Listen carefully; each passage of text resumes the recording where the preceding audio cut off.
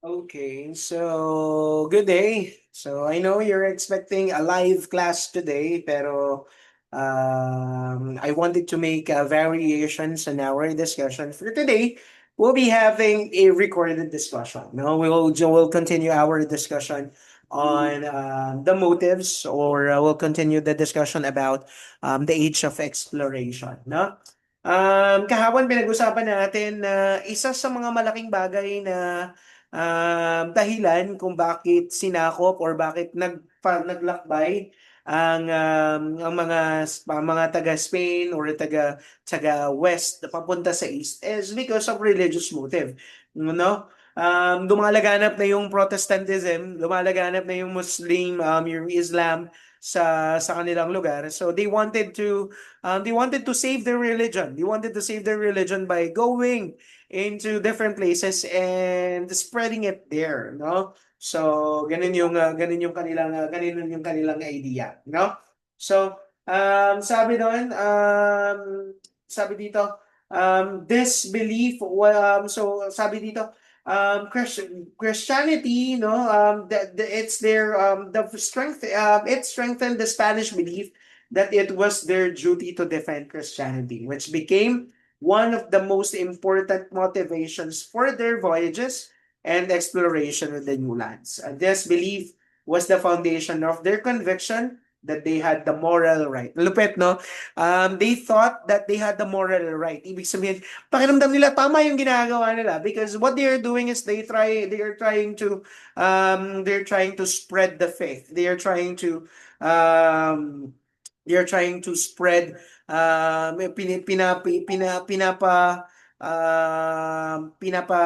pinapalaganap nila, no? Pinapagaraganap nila ang kanilang pananampalataya. So, yun. That is one of their motives, no? So, ngayon, let's go to one of their other motives. Let's go to their political motives. The rivalry between the powerful nations of Europe was one of the key motivations that drove them to fully support the maritime expedition to explore new lands. Unti-unti nang nagkakaroon ng rise of the nation, no? Na unti-unti nang nagpapalakasan, no? Nang lumalakas na yung Spain, lumalakas na yung Britain, yung Great Britain, lumalakas na yung kanilang mga forces. So, in order for them, no, siguro nandun na rin yung idea ng mercantilism. Na para mapakita na mas malakas sila hindi lang paramihan ng pera. Palakihan din ng sako, no? They wanted to demonstrate their strength and dominance in navigation, naval power, and spreading Christianity, no? So, kasi parang dito pa lang sa pagkakataong ito na di-discover kung paano talaga maglayag, kung paano talaga magkaroon ng expeditions, no? So, they wanted to demonstrate their strength in that specific perspective. At isa pa ano, babalik tayo dun sa kanilang isang motive, their religious motive. So paramihan ng mako-convert na land, no? So the immense wealth that came that could be obtained from the newly discovered territory serve as a strong incentive for them to launch their respective voyages of exploration and discovery. Wala silang ibang hinangad, kundi mas mapalakas at mas mapalaganap ang kanilang pananampalataya, ang kanilang paniniwala at ang kanilang kultura. No? So the new mindset that emerged in Europe at this time was inspired by the philosophers of the Renaissance. Sino-sino ba yung mga philosophers of the Renaissance? No? Yung during that time, hindi na para kasing na-confined yung mga tao during the Greek to understand the world in the outer perspective. In the Renaissance, mas pinagtuunan ng pansin yung tao. Mas inintindi nila yung tao. And this spirit of curiosity, this spirit of inquiry, fueled their desire to expand their knowledge about the world. Na mas bukod dun sa mas makilala nila yung sarili nila, mas gusto nilang maintindihan kung ano ba talaga yung meron sa mundo. So, hindi na lang sila naka-confine dun sa isang lugar. Hindi na lang sila naka-confine dun sa isang pananaw. So, they are trying to spread out, no? So, challenging the traditions and beliefs opened up new possibilities such as sailing westward to reach the east. Kasi nga, babalik tayo dun sa concept na yung church naniniwala that the world is flat, no? That the world is flat. Pero sabi nga ni Galileo Galilei, hindi, naka-circumnavigate kami. Kung nakaikot kami sa mundo, yung posible na flat siya. Kasi kung flat siya, pagdating namin sa dulo, malalaglag kami. Pero dahil nakaikot kami sa mundo, so there is a possibility that the world is round, no? Which ultimately proved that the world is round. No, this was led by Christopher Columbus, who traveled westward from the Atlantic Ocean and reached the America, no? So nakita natin, di ba? Ang laki ng factor ng Atlantic Ocean. Yung Atlantic Ocean yung naging bagong trade routes, no? Hindi lang siya bagong trade routes, kundi bagong challenges, no? Isang bagong challenge na na para sa lahat, no? Challenge na para sa lahat. Kasi yun nga, no, ang daming bago, no, maraming hindi pa sila sanay na maglayag. So they are trying to reach the new world, no, which is the America. So habang na-discover ni Christopher Columbus yung America, si Ferdinand Magellan naman, he is succeeding to first circumnavigate the world, and upon circumnavigating the world, natagpuan niya ang Pilipinas in 1521, di ba? So, makikita natin yung political motive na yun, no? So, Spanish and Portugal settlements in America. A world map showing the extent of the Spanish and Portuguese settlement in America during the 18th century and the 19th century. The map highlighted the territories of the Spaniards and the Portuguese Empire across the continent of the North and the Central America. Talagang sila yung sila yung dalawang sa pinakamalaki at pinakamalakas na powers during that time. It's the Portugal or the Portuguese and the Spanish, no? Sila talaga yung nagagawan. And they established their presence in America during 1792 until 1870, no? So paano ba nagsimula, no? So the Iberian Peninsula was home to the two states that spearheading the launching of expedition and exploration during discoveries of new lands across the seas in the 15th century. So 15th century pa lang talagang nagsisimula na yung nandun pa lang sa pagkakatapos pa lang ng Middle Ages, nagsisimula na yung pagta-travel nila, yung pag-voyage na. So Spain and Portugal were located in the farthest from the traditional trade routes connecting to the West and the East. Tulad yan ang sinabi natin, di ba? Yung Spain and Portugal, malayo sila dun sa normal na trade routes. So, more or less, humanap sila ng ibang paraan. No?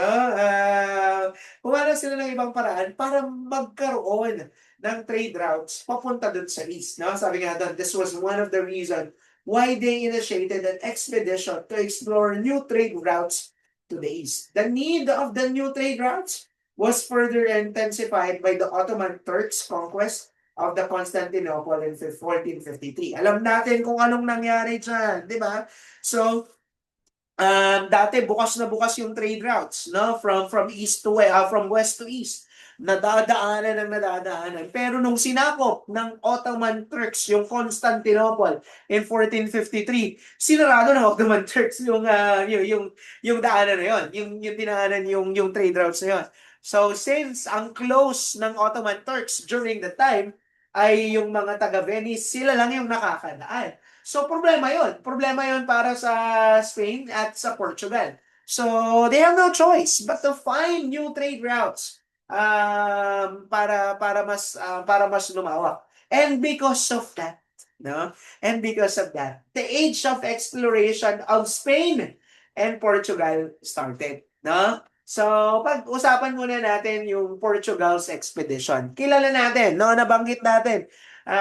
Nabanggit natin dun sa mga unang slide yung si Prince Henry the Navigator. Balikan natin yung slides na yun. Baka lang sakaling nakalimutan na natin, no? Si Prince Henry the Navigator. He is a prominent figure in the 15th century Portugal because he is known for his role in promoting maritime exploration. So probably si Prince Henry ang isa sa mga isa sa mga proponent nitong maritime exploration na to. Nung wala ng trade routes, nung hindi na makadaan itong mga Portugal, no, mga taga-Portugal, papunta dun sa kanilang pupuntahan. Gusto nilang magpalawak ng kanilang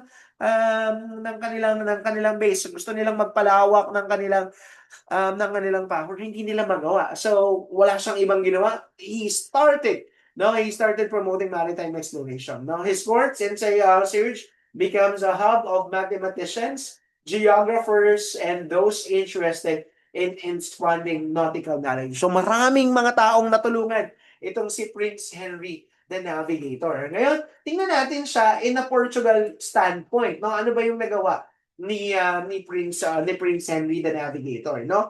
Under his leadership in the year 1394 to 1460, also known as the Navigator, Portugal launched the expedition aimed to ending Muslim monopoly on the trade of gold from Africa, no? Nandun pa rin. Issue pa rin ng mercantilism. They wanted, kasi nga, sabi ko nga sa inyo, di ba, isa sa mga religious motive, naglalayag, no, or lumalayag ng mabuti itong grabe yung ganda ng nangyayari sa religion ng Islam during that time. Sila yung prominent, no? Islam, tas magulo yung Christianity and Catholicism during that time. So they're prospering in their religion, and also they are prospering in gold. Ganun yung idea. So they wanted to end the monopoly of that specific trade. No? So they established trading posts and ports first along the coast of Guinea, and later along the western coast of Africa, extending it to the eastern part. So nagsimula sa Guinea, napunta hanggang dun sa may Africa, hanggang mag-extend hanggang dun sa Asia, no? So the establishment of trading posts in selected strategic location around the world was one of the method used during that time to establish overseas empire, no? Una, trade routes lang. Una, post lang.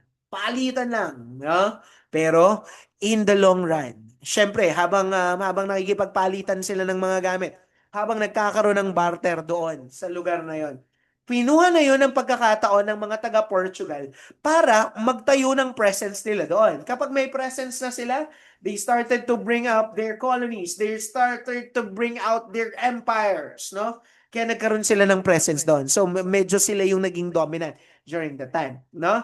So banggitin natin yung ibang mga voyages na naganap. In 1487, Bartholomew Diaz, no, sailed around the Cape of Good Hope. Alam natin yung Cape of Good Hope, di ba? Yung malapit sa Indian River, no? Or Indian Ocean, to the southmost tip of the African continent, no?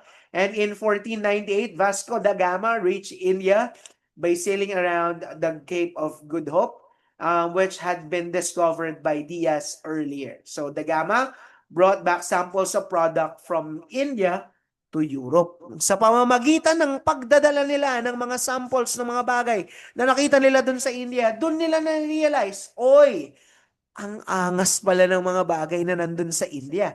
Ay, ang daming nating kayamanan na pwedeng makuha sa India. So, because of that, the Europeans have intensified desire na manakop dun sa area na yon. No? So, probably, kung titingnan natin mabuti yung history, so maybe kasalanan nito nila Da Gama, nila Bartholomew, nito nila Prince Henry Navigator, kung bakit naging interesado itong mga taga-East sa kayamanan yung mga taga-West sa kayamanan natin dito sa East, no?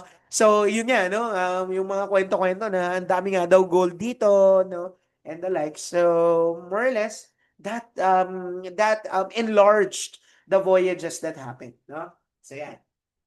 So, because of that, this marked the beginning of the establishment of the trading post along the coast of India.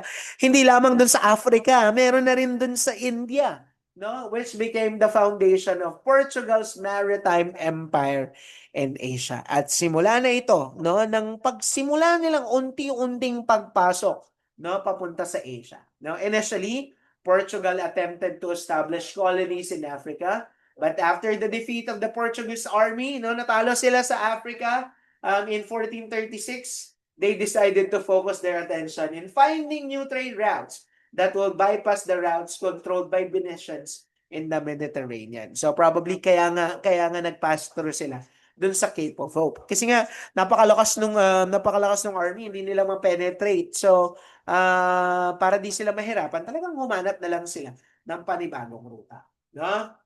So, trading posts in Africa, Portugal established several colonies and trading factories along the coast of Africa, which proved to be highly profitable through the export of slaves and gold. So, makikita natin upon history, hindi lamang sila nag-export ng pera. Hindi lamang sila nag-export ng gold. Nag-export din sila ng mga tao. Slaves, no? So, ganun yung nangyari during that time, no? The Treaty of Tordesillas, no? Spain launched the expedition of Christopher Columbus who have reached the Americas, paving the way for the expedition that would expand the land claim by Spain in this region, no? So this intensified because of this expedition, nagkaroon lalo ng lamat yung pagsasamahan ng Spain at Portugal, no? So leading to the creation of Treaty of Tordesillas, no? Which divided the world among the North and the South line. So pinaghatian na ng Portugal at Spain ang mundo, no? During that time, no? Which divided the world along North and South line, 1,770 kilometers or 1,100 miles west of the Cape of Verde Islands to define the lands of Portugal and Spain could claim. So pinaghatian nilang dalawa. No? Pinaghatian nilang dalawa yung buong mundo. No? So as a result, Portugal acquired the land that will later become Brazil, which have reached by Pedro Alvarez Cabral in 1500, no?